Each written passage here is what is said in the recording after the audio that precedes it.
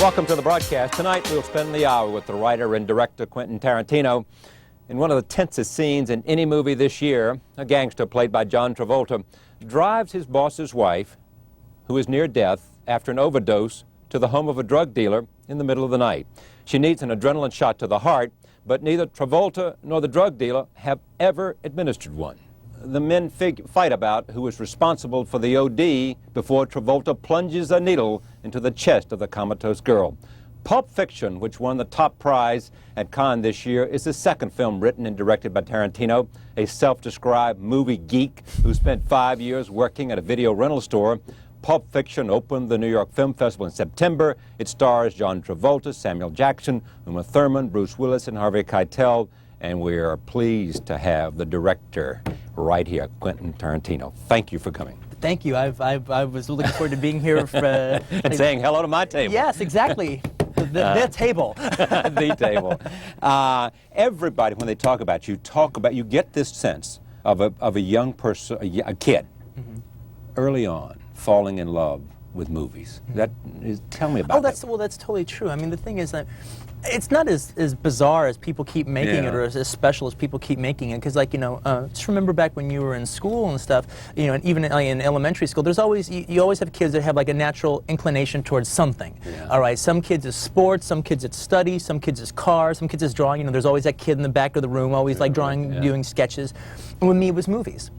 The only difference is I had kind of this like weird tunnel vision, where it's like once I got into it, I didn't have room for anything else, all right, as a kid. And it was like, and it actually even reflected in my schoolwork, You did so well at school, but you name every character, every plot line. Exactly. And evaluate every movie. I couldn't spell anything. I couldn't remember anything, all right, but I could go to a movie and I knew who starred in it, who directed it, who directed it, who wrote it, everything. And it was also, but it's also funny, I've had something, and I guess I still have it to this day, that stopped me in school a little bit, quite a bit actually, where it's like anything that I'm not interested in, I can't even feign interest. I can't do just this little bit to just get by. So what I would do, like in school, for instance, I loved history. Because to me, in a way, history was like watching a movie. Actually, I had the leg over all the other kids in history because I would seeing Nicholas in Alexandria, or watching movies about this or that and the other. To me, that was stories. So I was interested in stories, and I was really interested in reading. All right, so I was like getting like A's in history and in reading, and failing miserably in other things.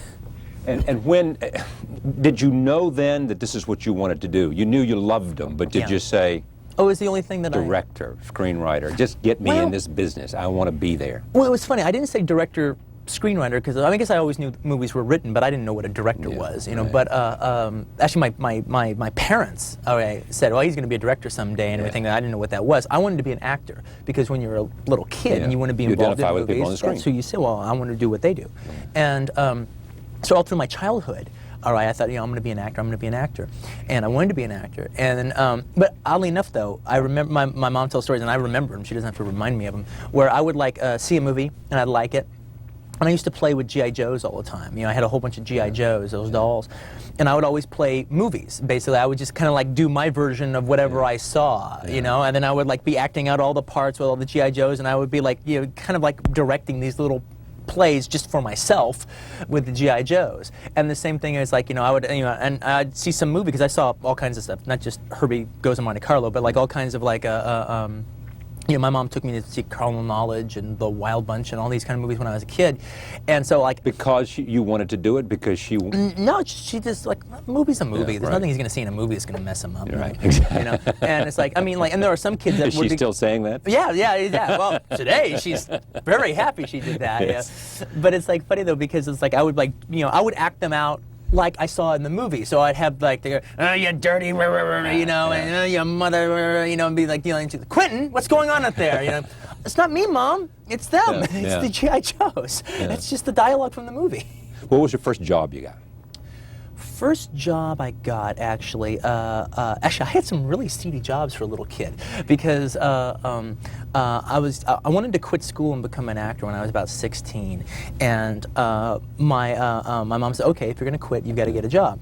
Now the first two jobs I got actually totally had to do with like the porno industry, all right, you know, and I was like, I'm so not interested in porno films, I can't tell you, all right, but the first job I got was working for this guy who had a bunch of, you know, those newspaper racks with all the sex rags in it. Right. Well, he owned a whole bunch of newspaper racks, and what we would do is he would drive around all night long in his van, and we would just collect the quarters and put in new papers, all right? So first I did that. That was my first, like, official job, all right? My second official job was I got a job as an usher at the Pussycat Movie Theater, all right, in Torrance, California.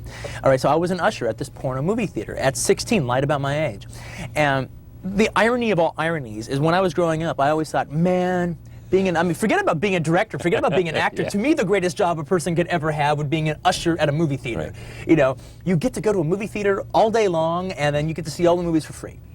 All right, well, irony of ironies, I ended up getting a job at a movie theater that I could care less about the movies and was totally bored by them. And then what? And then I kind of just went through like a bunch of little, like, you know, phone sales job and this little stupid job here and that little stupid job there, until eventually, like around age 22, I got a job at a place called Video Archives in Hermosa Beach. And It's the famous Video Archives. And what was funny about that job was the fact that, like, people said, oh, so that's kind of like your film school. Yeah. Well, that's what they're saying now. That's exactly what they're saying. And it's become so there are a whole bunch of kids who want to be you are rushing to video stores to get a job. Yeah, now I don't know if it's that much of a film school. A friend of mine, Roger Avery, who I just produced a film that he directed called Killing Zoe, he's been putting out this theory, and the press has been eating it up like it was pudding, all right, you know, and I don't think he believes in it in 2 seconds, and I don't even believe in it that much, all right. What that store was, more or less, is not a film school. It was kind of a closer equivalent would be, it was like my Village Voice. And I got to be Jay Hoberman. I got to be Andrew Saris at the store, you know, be like the little Mr. Critic, you know, at the store, putting films in people's hands and arguing my points of why this movie was good or why that movie was bad and everything. But the way I got the job was, it wasn't like I got this job and all of a sudden saw all these movies and then just decided to, and then I became knowledgeable about them, and hey, let me make some of them. It was like I got the job because I already was a film expert, so to speak. I mean, that's why they hired me. Because you had just studied on your own, not because you went to school. But what does your success now say? I'm a reporter, journalist.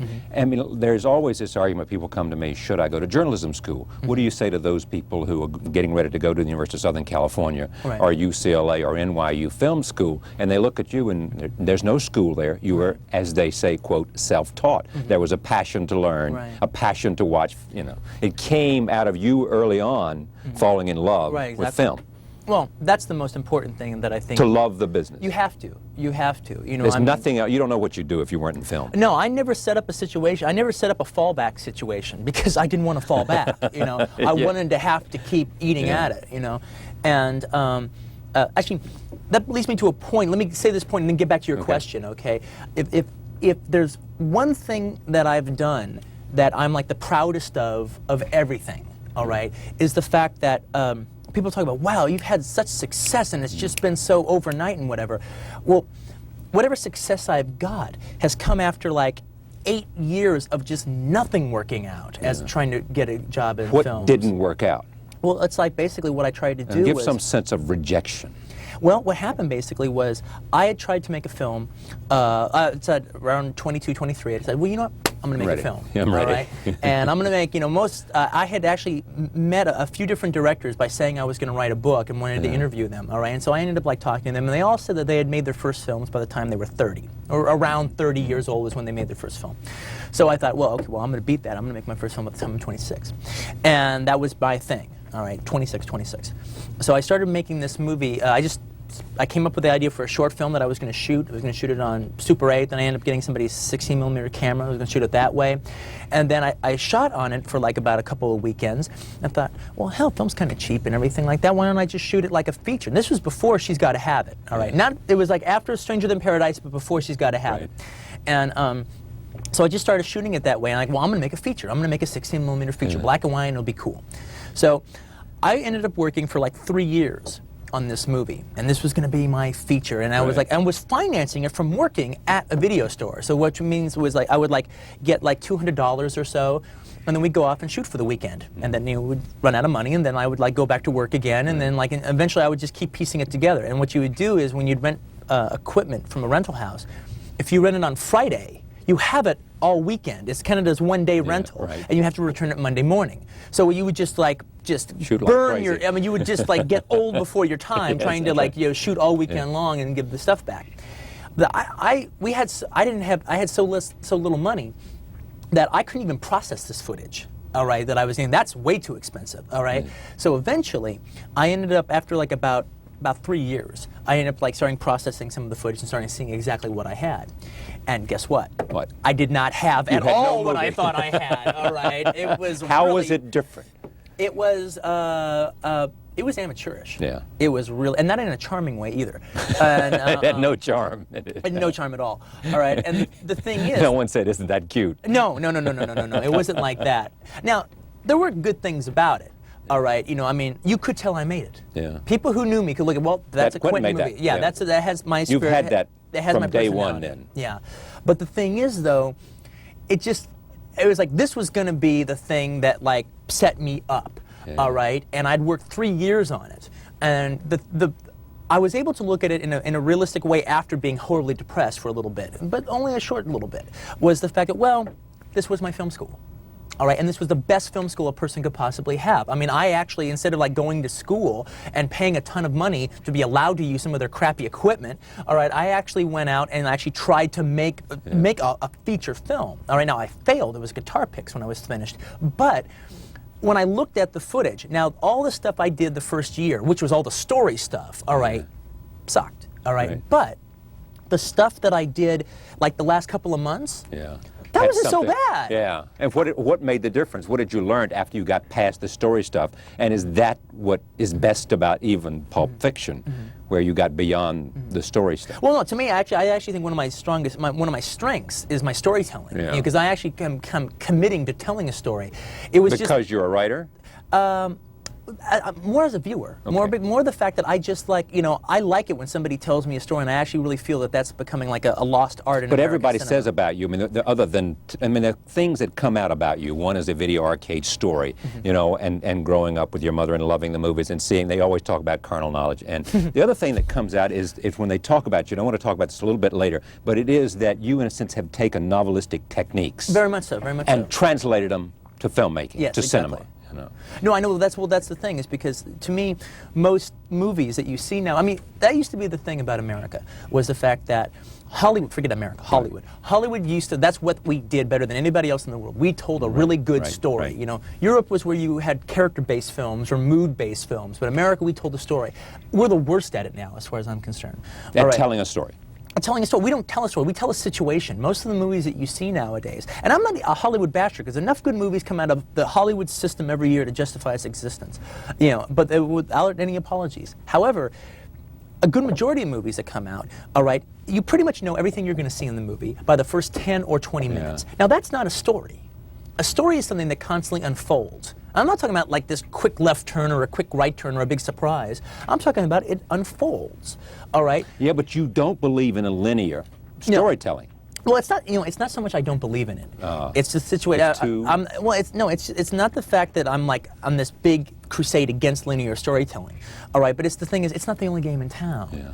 All right. I mean, the bottom line is, all right, my storyline jumps all over the place. Right. In Pulp Back Fiction. and forward. Yeah, back and forward. Now the thing is, the truth of the matter is, if I had written Pulp Fiction as a novel and I was on your show, you would never even remotely bring up the structure. Flashbacks or whatever it was. You would never bring it up. All right, because it's like a novel can do that no problem. Yeah. Novelists have always had just a complete freedom to pretty much tell their story any way they saw fit. All right, and that's kind of what I'm trying to do. Now the thing is, for both novels and film, 75% of the stories you're going to tell will work better on a dramatic basis, on a dramatically engaging basis, to be told from a linear way.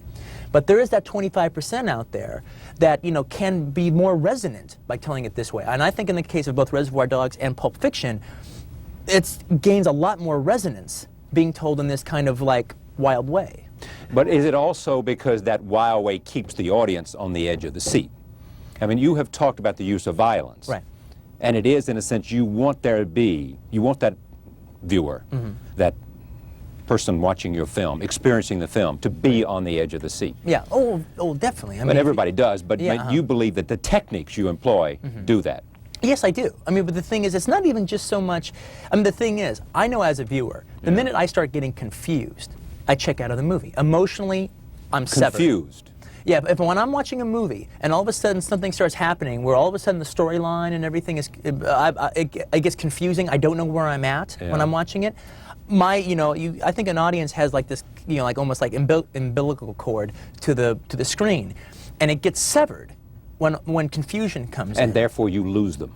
Exactly. And the thing is, most of the time, when I get confused and that's severed, it's basically because I'm not supposed to be confused. Yeah. All right, that's like it's a mistake. All right. However, if you get confused, there's no problem with being momentarily confused if you feel you're in good hands. Yeah. All right. And I don't think my movie, and disagree if you please, is that I don't think Pulp Fiction, for all of its goings in and around and up and down, stories they are, and how it goes in this big circle, I don't think it's hard to watch at all. No, it's not. You have to watch it. I asked for you to watch it. You can't like put this on video and like do the New York Times crossword puzzle and watch the movie. That's right. All right. All I ask you put everything down and watch it. Give me 2 hours and whatever it is, 10 minutes. Exactly. And then once you do that, then you can follow it. It's easy to follow. Talk to me a little bit about the virtue of writing your own material and the material that you wrote for other people. Right. And whether what you are doing now as a director is directly a descendant of, is in a direct line of that. Well, it's funny, I mean, because like people ask me all the times about like my writing and everything. Right. And the thing is, I mean, and I'm not being falsely modest. I'm very happy with the way I write, Yes. I think I do it good. All right, but the thing is though, I've never really considered myself a writer. I've always considered myself a filmmaker who writes stuff for himself to do. Right. If I really considered myself a writer, I wouldn't be writing screenplays. I'd be writing novels. All right. In fact, at one point when it looked like I could never get a film going, all right, I even considered, you know what, maybe I should just forget this, because to be a novelist, all I need is a pen and a piece of paper. But if you were a novelist and weren't making films, what kind of novelist would you be? What kind of novels would? That's really hard. That's an answer that I don't. That's a question I don't have an answer to. I mean, I tried to write a novel at one point. I had read Larry McMurtry's All My Friends Will Be Strangers, which is one of my favorite books, and it totally like made me want to write like a book about like my video archives years. All right, and this is way before I could ever get anything going and everything. And so I started writing. I wrote about 2 chapters in this book, and I ended up like spending like about 6 months just rewriting those 2 chapters all the time, because it was a whole new form that I was very excited about. But ultimately, I'm a filmmaker, and I just like, you know what, if I'm going to put the work that really needs to be put into this, I'm going to be a novelist, and I think I could get this published, and I don't want to. I want to keep on the road of being a filmmaker. But the thing is, with doing my own stuff, as opposed to like somebody else doing it, or me doing somebody else's script or something, is what's nice about doing my own stuff. One, I'm usually happy with my stuff, all right, and it's also very personal. All right. If I was like writing a movie about, I mean, I could have an idea in my head for 5, 6, 7 years. All right. And I've kind of little by little been working out different things about it. The day that I sit down to do it, whatever is going on with me at the time will find its way into the piece. It has to, or the piece isn't worth making. All right. An analogy I always use, because all of my writing techniques, I never took any writing classes or seminars or anything like that, or read any pamphlets. My whole thing was everything I learned as an actor, studying acting for 6 years, I've basically applied to writing. Now, like, if what did you learn then? Well, it's just like, well, I'll give you an actor analogy that works completely for me as a writer. All right, if I'm playing on, I don't know, whatever, Sugar Babies or something, something really crazy. All right, Sugar Babies, okay, in a theater production. All right, and I'm driving on my way to the theater, and I hit a dog on the way to the theater that night. Okay, now that doesn't make you commit suicide after killing a dog, but it's going to affect you. Yeah. All right, okay, and no, I'm affected by that. Now the thing is, when I go out on stage, I have to bring that experience on with me, or what am I doing up there? All right, that is obviously going on with me at that time, and that needs to be on the stage. It needs to be on the stage because it is what's happening inside of you? Yeah, exactly. True. Right. That's it. It's because it's what's happening inside of me. Now, if I'm doing Sugar Babies or Death of a Salesman or You Can't Take It With You, that doesn't mean the play all of a sudden becomes about a dead dog. Yeah. All right. But it definitely doesn't, but it definitely, I'm not there unless I bring that on with me and make that work inside of the material. If I'm not, then you could just send a robot out there. That's just good acting. That's what you have to do. You can't deny anything. All right. Well, the same thing with me as a writer. If I was writing The Guns of the Navarone, all right, and then right at the beginning of writing it or in the middle of writing it, I break up with my girlfriend who I'm like madly in love with, and then my heart is shattered. All right. That's got to work into it. Now, the story is still about a bunch of commandos going to blow up a couple of cannons, all right? But that pain that I'm feeling has got to find its way into this story, or else, what am I doing? And translating to writing, meaning that whatever you're experiencing as a writer, you got to put into those characters, and you know how to do that. Yeah. Well, I mean, that's the thing I think that makes, I mean, that's why when people say, well, you're just making movies about other movies. I go, well, that's bull. I mean, to me, all my movies are, I mean, I'm working in a genre, no doubt about it, all right? And I respect the genre, no doubt about it. And what's the genre in your own definition? Well, in the ones I'm doing crime films, Okay, all right? And fine. then, like in the case of Reservoir Dogs, it's a subgenre crime film. It's a heist picture. Right. A bunch of guys get together and pull a robbery. Right. You've seen Right, a bunch right. of kind of movies like that before. And the thing is, though, but I respect the genre, and I'm jumping off from it. But to me, all the movies are very personal, all right? When I look at them, and I don't mean like I'm some crook, all right? But the thing about it, though, is like, you know, this group of friends will look at it and be like, oh, Quinn, I can't believe you talked about that. And this old girlfriend. Because they identify geez, with the Quentin, experience. geez. You know, it's like, you should be semi-embarrassed about certain people seeing your movie, I think, when you're finished, if you're working on a personal level. Or else the work is not authentic. Well, I mean, I don't want to make that blanket a statement, but I guess for me, yeah. You're not extending yourself unless you're bringing all of that in. You've got to. I mean, you basically, I mean, why do you a work? writer, you know, you should have this little voice inside of you saying, tell the truth. Yeah. Tell the truth, tell the truth. Yeah. All right? Reveal a few secrets And the truth here. is your life experience. Exactly. That's the truth as I know it. Right. Why do you work in the crime genre? Well, it's a genre I've always really got a kick out of. Yeah. You know, From the always 30s and the 40s and Raymond Chandler and Dashiell and Hammett then and even all like, that. and stuff in the 70s and just all kinds of stuff like that. Yeah. I mean, I've always, it's a Elmore genre. Leonard or... Oh, I love Elmore Leonard. Yeah. In fact, to me, True Romance is basically like an Elmore Leonard movie that he didn't write, you know.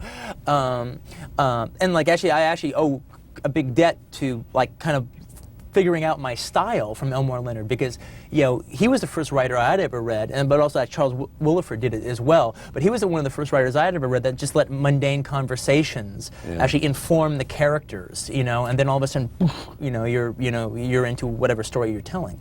But the thing is, though, it's just a genre I've always really liked and always had a lot of appreciation for and liked going to, and I thought I would do a good job with it. But you said an interesting thing once, maybe talking about Pulp Fiction, but maybe about Reservoir Dogs and others, is that you said that somehow, or somebody said about you, I can't remember where I read this, but basically that there was, in a sense, a combination of European art film and black exploitation film coming together. Yeah, not just black exploitation films, but just American exploitation films in general.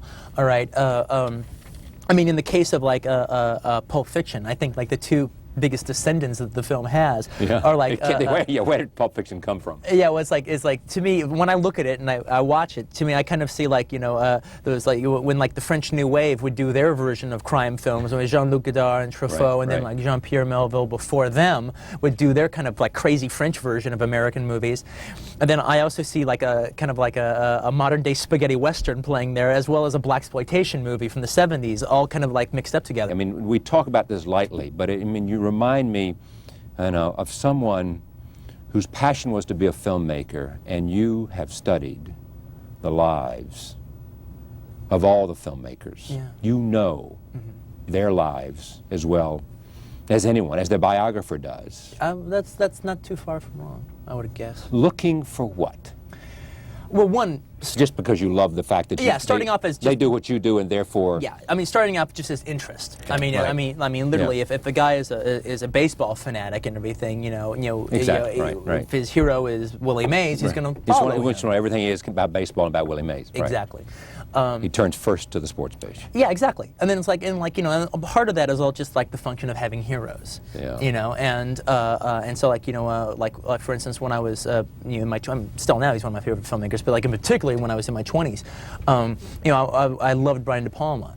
All right, and I would just like obsess about like his stuff the way like any like big fan would obsess about either a movie star or a baseball star or whatever. Is like when his movies would come out, I'd be counting down the days to like the first show of his movie, and I would collect all the reviews and all the interviews, and I put them in like these De Palma scrapbooks and stuff that I had set up, and then I would go see his film, like a movie of his, Scarface or something would open, and I would go see the first show first day. All right, no one could go with me. I didn't want anyone else to. It was too like it was like a religious experience. No one wanted anyone to.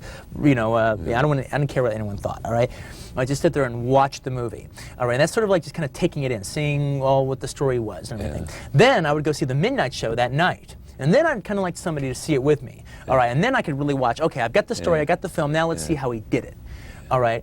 And then you could talk about it with that person. Yeah, then I could talk about it with that person. I also kind of see it through their eyes and stuff, But now the thing is, though, also what I would have is, and that was those dealing with heroes, whether it be Brian De Palma or Howard Hawks or Douglas Sirk or Scorsese or whoever, but also just as like a film, more or less like historian or something, even though I wasn't hired by anybody to be a historian of my own mind. All right, I would be very interested in following directors' careers and like studying their careers and everything, and constantly, In terms of how they made it, or the evolution of a career in terms of how they went from evolution of a career. Yeah. It's like there's many examples when you look at like a filmmaker who's done 15 films or something like that. Forget about the old guys. I've done like in the last 20 years. All right, done 10 or 15 films, and like wow, this work here is really exciting, and then at some point it stopped being exciting. Yeah. Either it was like the same old thing, or else they became hacks, or they just came, Now, where did that happen? Yeah. Where did that start? When did they stop to lose it? Exactly. And to me, that's very interesting. And the point you said is, when did they stop caring? Yes, exactly. I do believe that. All right. Now, I'm not a critic, so I'm not going to use an example on the air because that could hurt that person's feelings. If I was a critic, I would write an article about it, and it wouldn't be just conversation. But it's like, but there's quite a few directors where like you can't believe the work that they did in the 70s is the work that they're doing now. You can't believe it's the same man. Now, what do you think happened? Well, oddly enough, I actually kind of see what happens. All right, it usually has to do with like one film. One film is either like, you see them growing or building or whatever, and this is actually, there's two ways that this can go. And one way is they do one film, and usually it's a film that they're very personal about, that they care a lot about, and one, not only does it not do well, it's not recognized. Okay, now maybe they did a bad job with it, or maybe they did a terrific job with it, all right? But it's, but they get nothing for it. They get slapped in the face for it, and you can tell that the film had a real personal feeling to them. Yeah, they really had put it out on the table. They really put it out on the table, all right? And at least as far as they were concerned, all right? And they got neither the press, no, they got, and it failed horribly. Yeah. And then from that point on, and at least 5 directors that I can think of off the top of my head, you can just see all of a sudden they started doing star vehicles. Yeah. All of a sudden they just started doing program films. And then 6-7 years down the line, it's like whatever originality or whatever special personality that they have completely doesn't exist anymore. Let me just test this with you. Coppola and Apocalypse Now. Mm-hmm. No, I don't think, he doesn't fit into me at all. Okay. But all right, I know he's a legitimate hero for you. Yeah, but it's not just that. Apocalypse Now was a major success. That was a smash. But I know it was. But at the same time, it was a film that had a huge, all you got to do is watch his wife's documentary about it to know the emotional toll it took. I know, but the film went on and made $100 million. But that's not how he measured it. Do you think that's how he measured it? Do you think he ended up telling the story in the end? Oh, yes. No, I do. Okay. Because a lot of people said it worked for 2/3 of the way in, and then it didn't. Yeah, but you know what? It's funny, though, because I think at the time, with the whole big build-up and everything, the whole Marlon Brando sequence is my least favorite sequence of that movie. All right? But is it a failure? No. Okay. All right. De Palma and Bonfire of the Vanities. Okay, now, the thing is, it's really funny. I'm not suggesting these people have lost their talent. No, I know you're not. I'm looking for an example of the kind of thing that might fit. Okay, the thing is, in the case of Bonfire of the Vanities, is the fact that actually I go back to Pauline Kael, because she actually said like something perfect with Bonfire of the Vanities in particular. She says, the thing that's so crazy about Bonfire of the Vanities is De Palma had made Bonfire of the Vanities better than anybody ever could back in 1969 when he did the movie Hi Mom with Robert De Niro. All right, this little like hippie kind of movie he did that hit on even better than Thomas Wolfe's book. Exactly what he was talking about in that movie. So he didn't need to remake it. He didn't need to make it anymore. Now, but the thing is also, again going back to something Pauline Kael said about other filmmakers, is Bonfire of the Vanities is a mess. But it's the kind of mess that only a great filmmaker makes. Hacks never go that far wrong. It's like a very talented guy who's just got the wrong idea. It has to be a genius who lost it. Yeah, or who went too far because he so believed in himself and he had the confidence. Yeah, it's more like, it's just like he had a bunch of bad ideas and had the talent of his, and the truth of conviction of his bad ideas in that movie. All right, and I don't think he's lost it. I think he felt it hard. I know he did, because he told me. Yeah, I think he took it really hard, and he's been playing scrambling ever since. All right, but scrambling to find his footing again, which... Yes, scrambling to find his footing again, because which is it confidence? No, I don't know if it's confidence. I think it's more like the fact that, okay, I reached out with Bond. Well, he reached out with Casualties of War, and even though the film wasn't a success, got the best reviews of his entire career. All right, so it's like, so he'd reached out before, but then, and then so he reached out even more with Bonfire, and it didn't work. And I think you see, when you look at the films he's been doing since, in the case of Raising Cain, all right, he goes, okay, I'm going to go back and do what I do. All right, my thrillers, all right, and it'll be a cool ground, all right. And the thing that's really fascinating about Raising Cain is you see a guy, and I told this to him, and he agreed with me. I don't know. I thought Raising Cain was a blast. I had a total blast out of watching it. But part of the fun about the movie, which I don't know if the studio liked it that much, was the fact that it's almost the whole thing works to annoy the viewer, because it's like you've got a man who look, I created more or less in these last 20 years this type of film, all right, and I do it better than anybody, but you know what? I'm bored with doing it now. All right, so the only way I can make it interesting for me is to completely dissect it and not pay you off. Yeah. So it became like this, really almost kind of like filmic experiment on how not to satisfy the audience.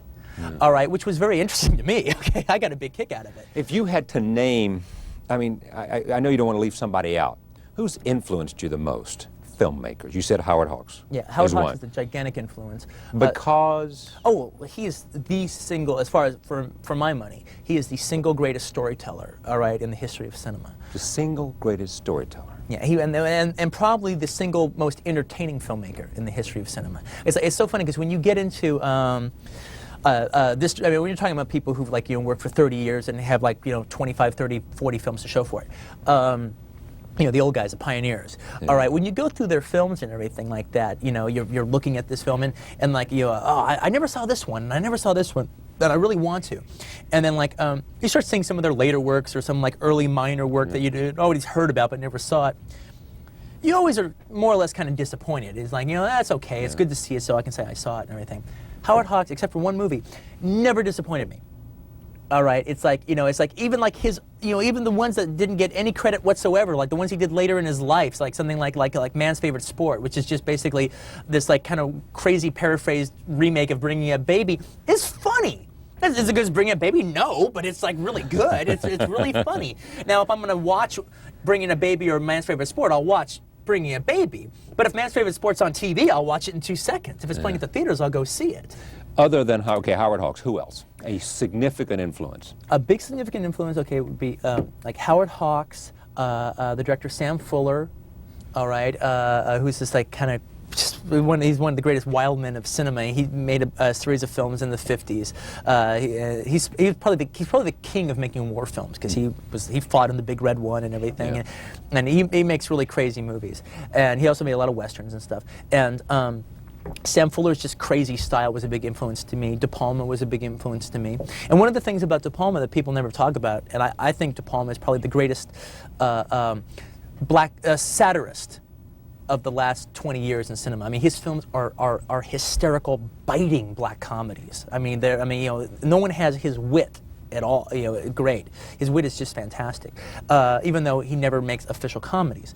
But like, you know, Scorsese's just daring. Yeah. You know, has always been a big influence to me. I usually never... His daring. Yeah. I usually never accredit him because everyone does it for me anyway. Right. I always say, well, he's obviously ripping off Scorsese. Well, I don't say ripping off, but they do say influenced by De Palma and Scorsese. Yeah.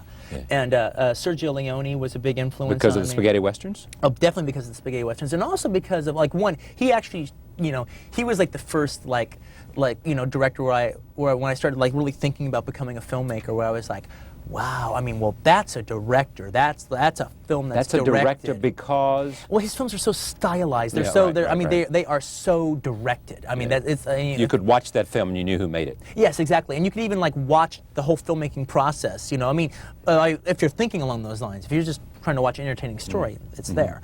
All right. And then also, a major influence was Jean-Luc Godard. Has like influenced me quite a bit. That comes to European art film. Yeah, exactly. Basically because his inventiveness and his like breaking the rules and commenting on cinema while you're watching cinema. Yeah. You know, phony process shots in the background and stuff like that. The other thing also is there's a French director named Jean-Pierre Melville who came out in the 50s and basically started doing a whole series, and he was like a total like entertainment director. He did a whole series of crime films, always like set in Paris or Marseille or something, that were basically the Warner Brothers Bogart Cagney films, all right, but completely set to this like French Parisian rhythm. And they started like Alain Delon or Jean-Paul Belmondo, you know. Right. And they're great. And they work very much in the same way that like Sergio Leone's films do, where they take a genre that like we know left, right, forwards, up and down and backwards. Yeah. All right. But they do it with a whole different style and a whole different perspective. And here they've basically reinvented the genre. They've created something new that didn't exist before. Now that's what I'm always kind of trying to do with my genre films. I don't know if I'm succeeding or not, but that's the attempt. To take something you've seen before, I love it, I respect it, and I'm going to deliver the goods. I'm not just going to be some arty guy going off, you know, but I'm delivering the goods, but I'm also trying to, you know, reinvent it in a way. All right, do something, you know, do it in a much different way you've ever seen before. Like in the case of Reservoir Dogs. Again, it's not trying to just be a clever boy. It's not just a clever idea. It's got to work dramatically. All right, but like, you know, do a heist film. Deliver the goods as a heist film, but it's a heist film when you never see the heist. That's just my goofy way of doing it. You know, I always say, like, if I was going to do, like, you know, a Hunchback movie, the guy to get, like, have an operation at the beginning of the film. Like, I used to be the Hunchback of Notre Dame. How much credit to Harvey Keitel Reservoir Dogs? Did he have something to do with that being made? Oh yeah. I mean, it's funny because like that's one of those things that's like it hasn't been blown out of proportion, but like, you know, there were like, you know, 3 people that were very, very instrumental, 4 people that were very instrumental in getting it made, and Harvey's one of the 4, but Harvey's the one that always got the credit for it, you know. My partner Lawrence Bender deserves a tremendous amount of credit for it. He's a producer of the film. Monty Hellman, a wonderful filmmaker from the 60s who helped us with the film, he deserves a lot of credit. And so does one of the executive producers on the film, Richard Gladstein, who was the guy at the company, at Live Entertainment, that like said, I'm going to take a chance on this kid. You know, I really owe my career to him. And he took a chance on you because of what Because of that script. Because of that script. Now, had he seen the same thing in True Romance? And he had never read True Romance. So he didn't know anything about those? It was like, it was a situation, he loved the script so much, all right, that it was like, he said to me, unless this kid is just a complete jerk, I'm going to make this movie. You wrote the script for... Let me just go back to, like, but Harvey Keitel's contribution was... He read the script of Dogs and just completely loved it, completely believed in it, and committed himself to it. Now, Harvey's career has changed so drastically since the days before Dogs. I mean, you know, Dogs was a good, and Bad Lieutenant were good launching pads, and The Piano took him to the moon. I mean, like, overseas, Harvey means as much now as Jack Nicholson because of The Piano. Is that right? Oh, he's huge in overseas. Japan, France. Yeah, I mean, it's like, I mean, The Piano did well for him here in America, but I mean, in Europe, he is a superstar. All right. Now, the thing, and that it couldn't happen to a better actor. I mean, he deserves it. But the thing is, though, Harvey committing to the movie at the time, all right, doors didn't just fling open, all right, but he gave us legitimacy. All of a sudden, 2 guys who had never done anything before Well, we had Harvey Keitel. We had a good actor involved. And I'm sure the only reason that Richard Gladstein, and I know the only reason Richard Gladstein at Live, who had the power of the pen, all right, that said, yes, I'm going to go with it, the only reason he read the script in the first place was because Harvey Keitel was attached. Did you have any moment of doubt that you could deliver, that you were ready to deliver? I think you always do have, like, as far as like when, okay, you've got the job. Yeah, oh, yeah, now I got to right, do it. you know. Okay. I mean, and almost a little bit like the thing that Churchill said at the beginning of World War II, all my life has prepared me for this moment. Yes, well, that's definitely the case. That, You know, that was, I'm ready to go. Whatever I can learn, I've learned. Yeah. I've read, studied, I've talked, I've written, I've done everything I can. Yeah. Boom. Well, it's funny because it's like, yeah, I remember at one point when we were getting ready to get the, like, you know, the go-ahead on the movie, I remember thinking to myself, wow, writing's kind of easy, because if I do what I do as a writer and it doesn't work out, I can throw it away, Yeah. all right? But it's like, you know, now the whole thing about being a writer is if I do it on the page and I give it to somebody else and they screw it up, well, you know, I can like have righteous indignation about it and everything.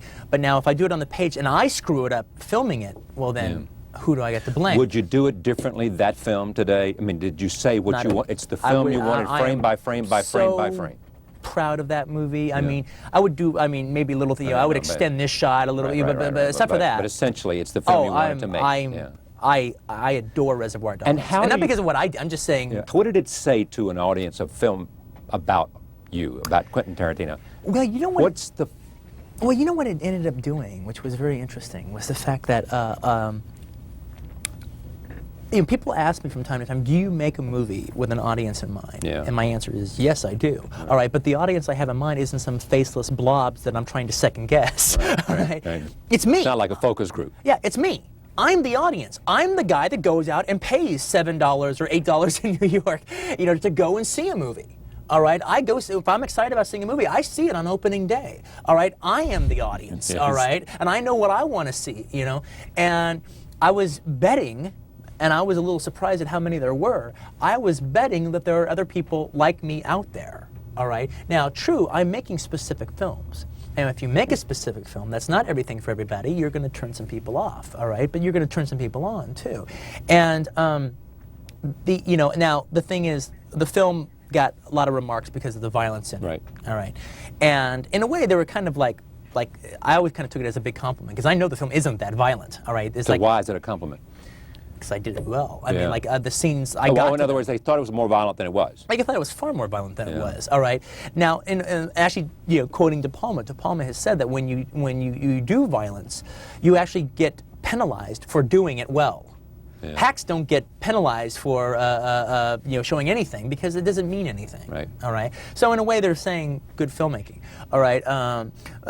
Especially since like the movie is a talking heads movie. It's people talking to each other for like the entire 90 minutes with like 3 acts of violence in the movie. The most notorious one you don't even see on screen. All right. So it's like, well, thanks. Yeah. but you know, but the thing is, how did it introduce me? It's like you know, I'm always kind of weird about actually answering a question like that because it's almost like I'd rather you tell me. Yeah. Well, but all of a sudden it said this is a guy, Yeah. for the lack for there is a new filmmaker, it said, Yeah.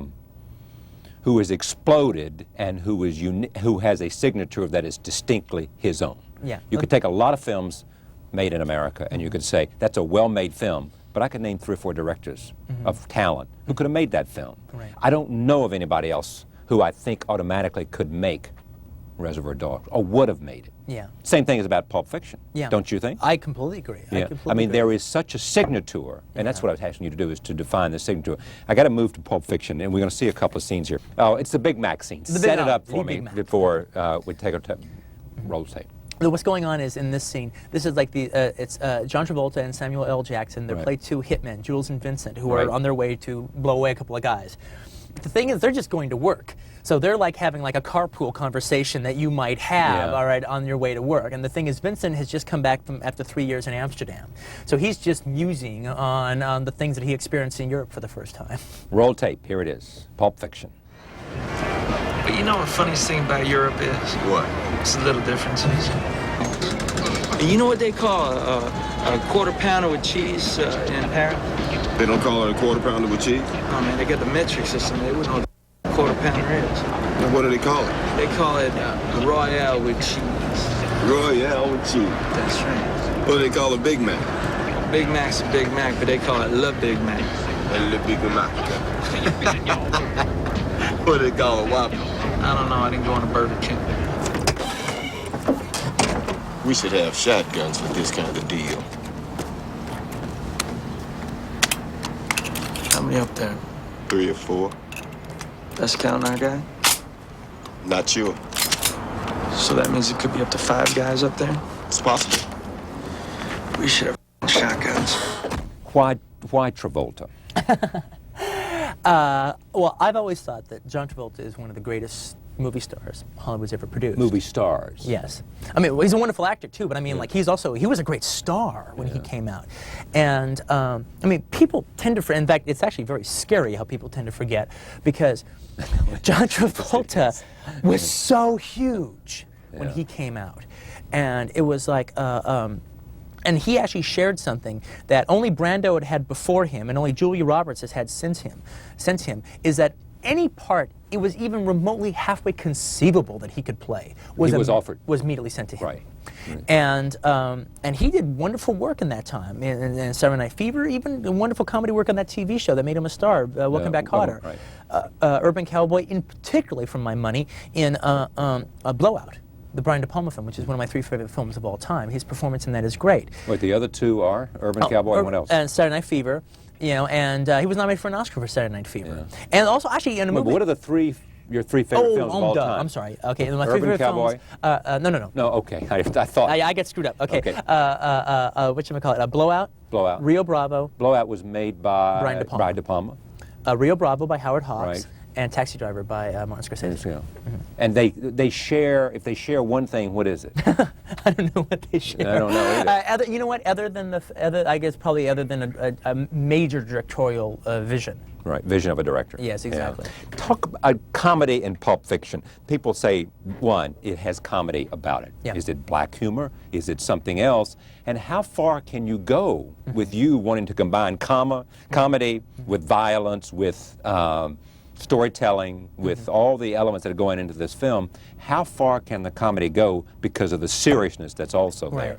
Well, I mean, as far as like how far can the comedy go? Well, as long as it's funny, as far as I'm concerned, as far as it can go. I mean, like, you know, George Carlin does this really wonderful routine where he talks about how the fact, like, anything can be made funny. Yeah. And, you know, anything can be, you can make a joke out of anything. You name me any horrific thing and I can make a joke out of it. All right, because, you know, a joke is a joke. But I thought I read somewhere where you said that some of this stuff is so serious we can't joke about it. You never said that. You know. No. I've never said that. No, you wouldn't believe that. Yeah, I mean, the thing about it is, though, I mean, it's funny because it's almost the reverse of it. We can find humor in almost everything. I mean, humor is a magnifying glass. All right, for us to look at society, ourselves, our personalities, our problems, and, you know, I mean, you know, humor is what we need to actually observe things. All right, and actually put them in perspective. All right, and it's like, but again, you know, the answer is like, you know, well, if it's funny, that's acceptable. But you know, if it's not funny, then you've messed up. But one of the things that's very interesting, though, is I've actually come to this in a very just fairly recently. I try not to get, when I'm writing something, I try not to get analytical about it as I'm doing it, as I'm writing it, and I try not to get analytical about it as I'm doing it, all right? Now, this is kind of fun at this stage of the game, you know, seeing exactly what it is I did do. And when people talked about dogs being as violent as it was and everything, again, partly, well, I guess I just did a good job, you know? I was afraid people would be bored because it's just people talking to each other all the time. But the thing is I actually realized something about 4 months ago. I was watching this film from the 30s, Backstreet, with Irene Dunn. Right. I mean, it's a wonderful melodrama, absolutely terrific melodrama. And I was sitting there watching it, and there was the thing is, because I think Dogs is really funny too. That's a really funny movie. But the thing is, I'm watching Backstreet, and tragedy is almost like another character in the movie. It's hovering over every scene. You know this is going to end horrible for her, all right? And so even when a light moment happens and you laugh, you only laugh so much because it's just tragedy is like this other thing in the room. And in a way, Reservoir Dogs, that was a relationship violence had to Reservoir Dogs. Even though there was only, like, you could count the number of scenes that there's actually a violent incident happening in it, violence was like another character in the room. It hung over the proceedings. You kept waiting for every conversation to break out into it. So even if it was funny, the audience might have laughed, but when they got out of the theater, they don't remember laughing. I got 2 minutes. Is Pulp Fiction a better film than Reservoir Dogs? Well, some people might like this one, some people might like that what one. do you think? Me, I like it more. I like it more. You like it more? I think. Why? It's more ambitious. It was harder to do, and it's like a. God, why? You know, I think it's the ambition involved in it. This is the. It's a jumping off point. Yeah. I'm starting with Dogs here, and then I'm going somewhere else, and I'm really reaching for it. Is the next film going to be in the crime genre? I don't know what the next. There's a lot of kind of different genres I want to do, but right now I don't know what it's going to be. Yeah, you want to take 7 months off? Yeah, exactly. Somewhere and just the twist. Set it up for me. The twist. Well, in this scene, see some dancing here. Yeah, exactly. Now, in this scene, it's funny because a situation is happening in the film where John Travolta and Uma Thurman are at this like a 50s restaurant, right? And then all of a sudden they have this twist contest. And the thing is, everybody thinks that I wrote this scene to have John Travolta dance in it. Yeah, but right. the scene existed before John Travolta was cast. But once he was cast, it was like, great, we get to see John dance. Roll tape. Here all it the is. better. Want to dance? No. I do believe Marcellus, my husband, your boss, told you to take me out and do whatever I wanted. Now I want to dance. I want to win. I want that trophy. So dance good. All right. I'm here for a wrestling. It was a teenage wedding and the old folks wished him well. You could see that Pierre did truly love the mademoiselle. And now the young monsieur and madame have rung the chapel bell. C'est la vie, say the old folks. It goes to show you never can tell.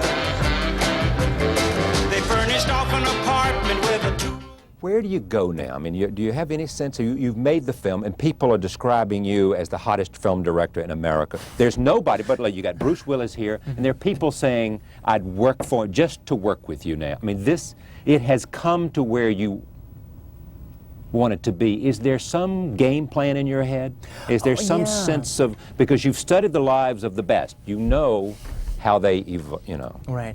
No, I've always had kind of a game plan and everything. Yeah. But it's like, right now, I don't know what it is I want to do now. I don't have a story that I'm burning to tell. And also, making a movie is really hard. I mean, when I was like a film geek and everything, I'd look at like Fassbender's career and go, now that's a career to have. Like, 30 films in 10 years, the way to go. Then I made a film and go, you know what? Life's a little too short to do that. You know, it's like climbing a mountain. I don't want to climb another mountain right after I get through with Everest. I want to like rest a little bit and then get up again. But it's like, you know what I want to have? A career, and I'm not going to even use an example of somebody else because I don't really know anybody else that does this completely. But I would like to be able to move completely back and forth inside of an independent system and a studio system, or a bigger movie or a smaller movie, just depending on the story that I'm trying to tell. Like in the case of, like, say I didn't do Reservoir Dogs. All right, say I did something else that was the first film, got the same attention, and now I came up with the idea to do Reservoir Dogs. Should I do it for 12 or 15 million just because I can? All right, and cast Sean Connery and the Lawrence Turney part, and Robert De Niro and all these other people. It's like, well, I mean, if they're the right persons for the part, yes. All right, but actually, no, because Reservoir Dogs is a small film, and part of its charm was that it was a small film. All right, and now I would, instead of making it for 1.3 million, I'd probably make it for 3 million now, so I have more breathing room. But I know the film will be a success at that. All right, to me, it's very important that every movie I do makes money, just because I want the people that have the faith in me to get their money back. Even if it's at the end of the day, I want them to get the money back. Now, if I come up with an idea where my aesthetic and a commercial aesthetic meets, then make the $20 million, the $30 million movie, but I'll make it look like a $60 million movie. All right, but like, go for it. When De Palma did The Untouchables, that was a situation where his aesthetic and a commercial aesthetic met like that. I got to get out of here. Last question. Will it be something you write? Yeah, you know what I'm thinking about doing now, though? I mean, again, this could change in 7 months, so I'm predicting the future, which I'm not good at. But I'm a little concerned about my voice thing getting old hat, you know, my dialogue getting old hat. All right, so what I'm thinking I might end up doing now is maybe would be cool, it'd be like taking a novel and adapting it. That still requires me to write it, still requires me to put it in my voice, but it's also coming from somewhere else. Great to have you on the broadcast. Hey, it's wonderful to be here. Thank you very much. Quentin Tarantino, Pulp Fiction is being honored and praised everywhere. We thank you for joining this evening. We'll see you next time. Whether or not what we experienced was an according to Hoyle miracle is insignificant. But what is significant is I felt the touch of God. God got involved. You serious? You really thinking about quitting? The life? Yeah. Most definitely. What's you gonna do then? Well, that's what I've been sitting here contemplating. First, I'm gonna deliver this case to Marcellus. Then, basically, I'm just gonna walk the earth. What you mean walk the earth? You know, like Caine in Kung Fu. Walk from place to place, meet people, get in adventures. They got a name for that, Jules. It's called a bum. Look, my friend, this is just where you and I differ. If my answers frighten you, Vincent, then you should cease asking scary questions.